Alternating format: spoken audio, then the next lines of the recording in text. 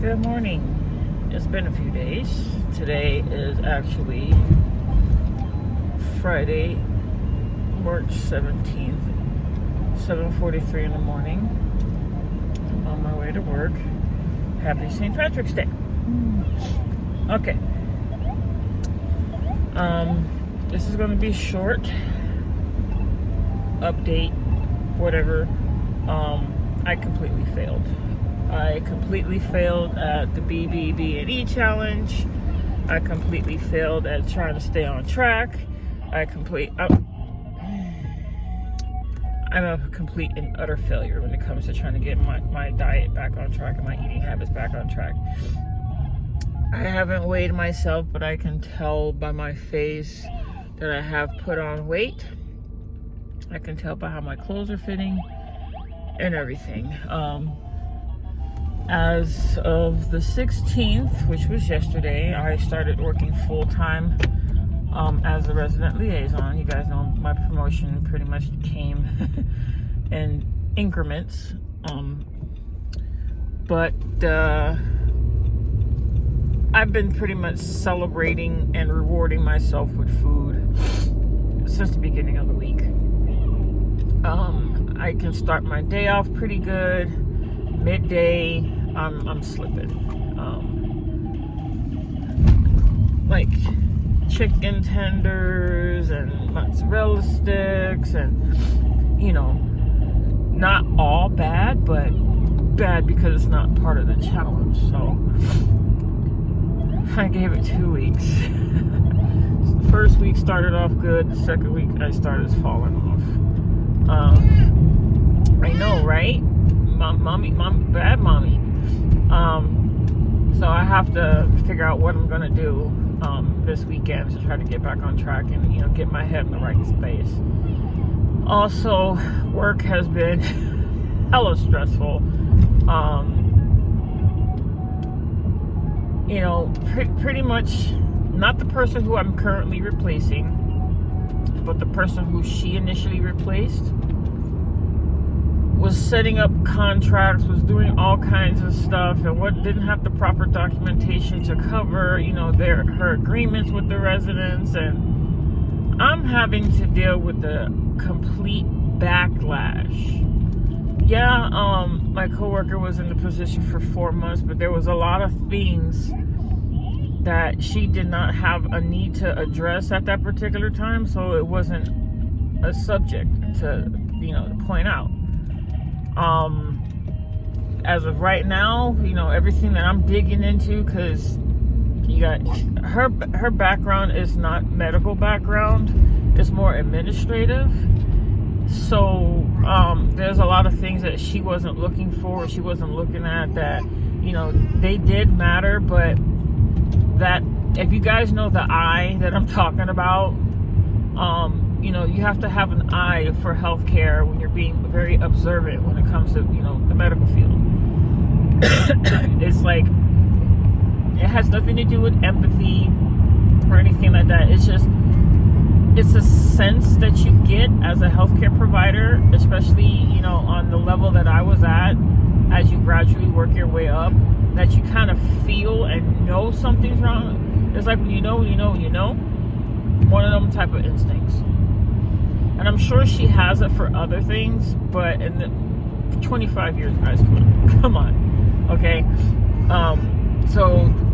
And going to the residents' houses and sitting with them and talking with them, you can kind of, you know what to look for, in the conversations, even though if they have dementia, anxiety, whatever their medical background is, the clues and things to look out for in order to be able to, dig deeper, and how to word your questions to dig deeper to get them to, open up to you more.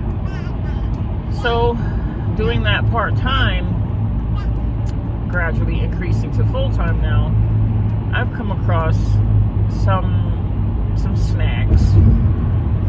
The original person, her name was Kathy. And so whenever I address a resident, with their concerns and things like that, I'm always getting, well, Kathy did this, and Kathy did that, and Kathy. well, Kathy messed up your entire contract and your entire arrangement situation, didn't have proper documentation, half-ass trained her replacement, who eventually caught up and picked up on a lot of things, and she's training me along with the HR and operations manager. And so I'm getting in there, and it's like you have people who are half trained who eventually pick up on things and skills on their own, and they see certain things. So it's like, because everyone's used to a certain routine as far as the residents go, and certain billing and certain situations and circumstances, going in there fresh, not necessarily knowing the entirety of my role, but getting the gist of it, I'm running into a lot of ish. And because I'm the type of person that I am, I'm wanting, what's best for my residents and also what's best for the company, dotting your I's and crossing your T's. I'm having to do a lot of stuff. And it's mentally a struggle, with also it being emotionally a struggle. And what happens when you get stressed out? What happens when you go crazy? Especially being an emotional eater. You turn to food for comfort.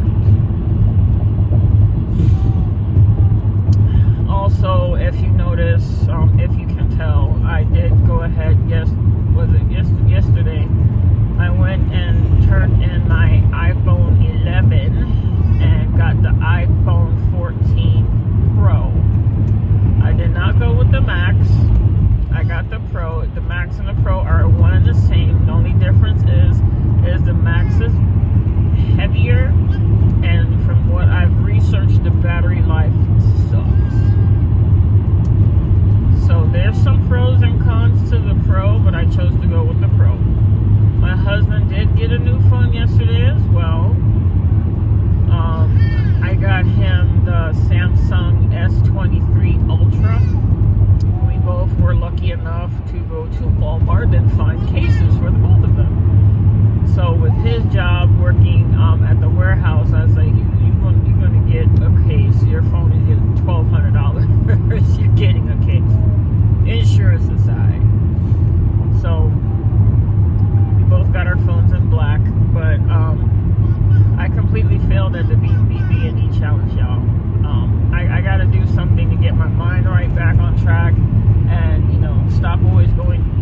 The whole purpose and reason of going through the process of losing 125 pounds on my own, fad diet or whatever means necessary that I did to lose those 125 pounds, then hitting my 3-year wall, then deciding to go ahead and lay my body down on an operating table and get 80% of my stomach removed,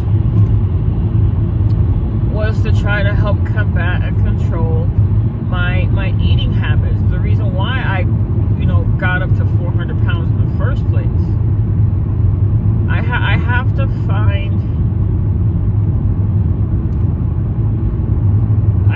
to find no more excuses, pretty much.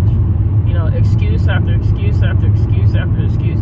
I have a food addiction and I need to control it. And I figure, daily vlogs, even though I missed a couple, would hold me accountable. But there's things that go on throughout my day to where I just can't always pick up my phone and film about it. So it's like, what do I do? Where do I go from here? I'm gonna give today my last day of pretty much fucking up, and whatever my meal is today will be my one and only meal, and I have to get on the ball. I have to do what's necessary to make sure that my son has a healthy mama. And if that's not a reason to be able to want to live long enough to see my child grow up, then I'm just a sorry sack of shit. Plain and simple. I have to do this for myself, and I have to do this for him. I just have to come up with no more excuses. Why did you eat that? I don't know, because I wanted to. Can no longer be good enough. What are you putting in your mouth that's going to help you reach your goal of wanting to be at, once again, your optimal health level? What do you have to do? You know, there's a lot of things that I used to do that I no longer do, so I have to find a way to get back into that. Again, another excuse. So, update. The title of this vlog will definitely be I'm a failure, because that's exactly what it is. I failed. If you don't want to keep failing and starting over again, if you don't want to keep starting over again, stop failing. Stop having to start over and over and over and over and over and over and over again. If you stop trying to start over and over and over again, you won't have to worry about it. So, all right, guys, I'll